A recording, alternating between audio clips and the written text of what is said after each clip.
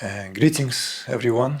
So just to share some reflections on the topic of what contributes to this, what all of us inevitably, one way or another, deal with as the reality of being so-and-so.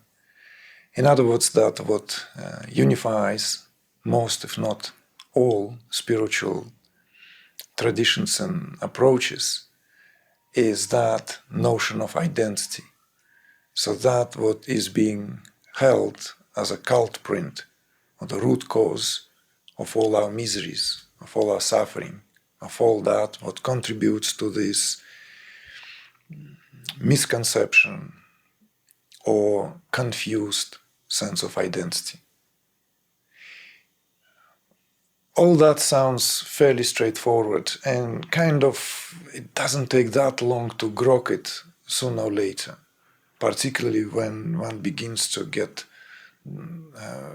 one's head wrapped around these concepts and dabbing into spiritual teachings, let alone methodologies. Sooner or later that sense of identity is being seen clearly through. This sense of identity is not a fixed, crystallized to the degree phenomena where we can touch, as it were, its outlines and say, well, that is how far my identity goes, and beyond that there is no that sense of identity. We know that not to be true. This sense of identity is much more fluid as an experience. It's like that lens wherever the focal point of our attention is being directed at.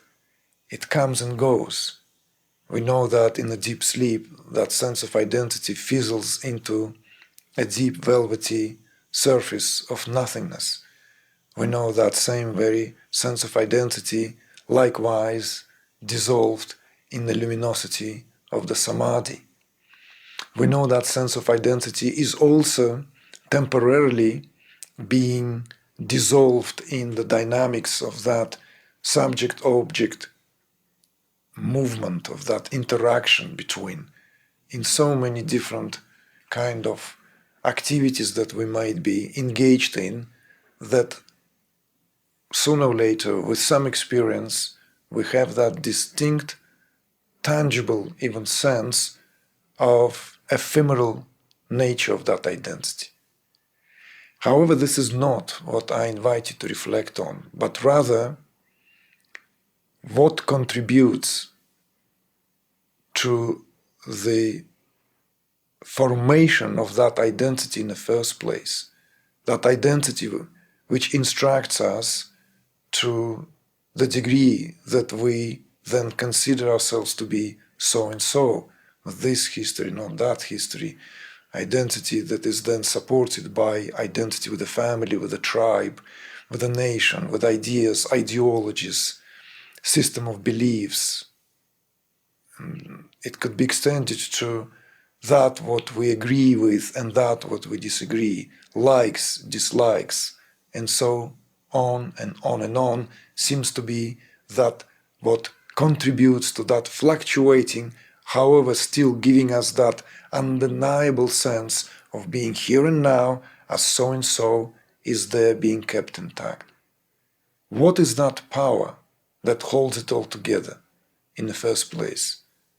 And more importantly, perhaps, what is that force that is capable of countering that sense of identity, relieving us, as it were, or releasing us back into the ocean of being, where that classically spoken of drop merges with an ocean and the ocean merges with a drop.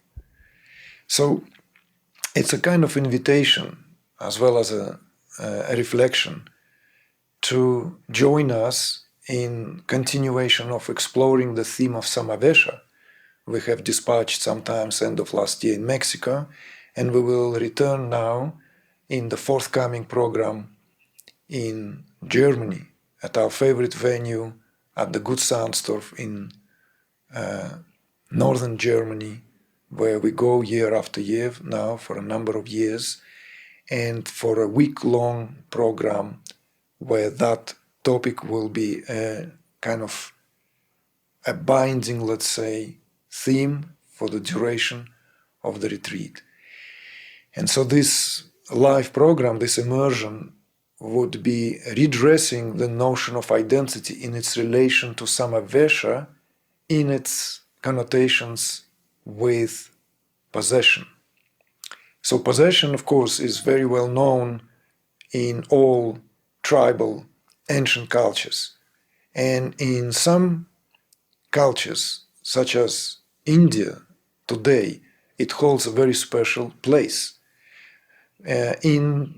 If we are to speak and narrow it down, there are two main forms of possession: the voluntary and the involuntary one.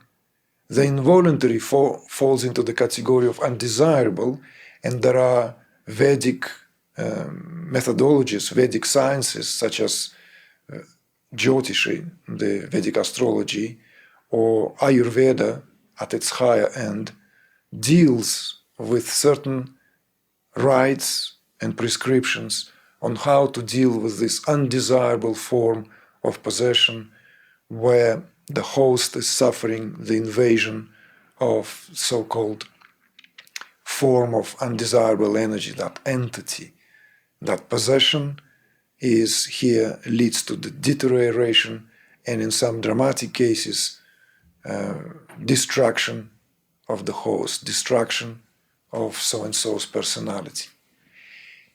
And there is, on the other hand, a voluntarily, a willing possession, where one, as it were, gives oneself to that process, which is not only considered to be positive, but it is desirable. And there is a whole art of how to give oneself to that form of possession, to that kind of aspect of samavesha.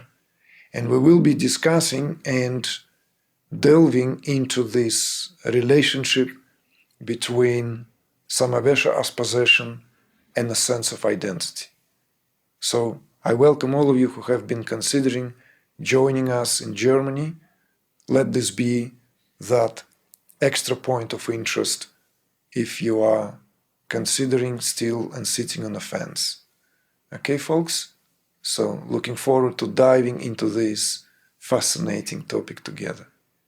And don't forget to leave comments and share your understanding, perspectives, and ideas on what contributes to that sense of identity from your studies, from your perspectives, from your experiences, as well as to what is your thoughts and what are your feelings and intuition with regard to possible connection between identity and possession. Okay? Great day, everyone. Bye for now.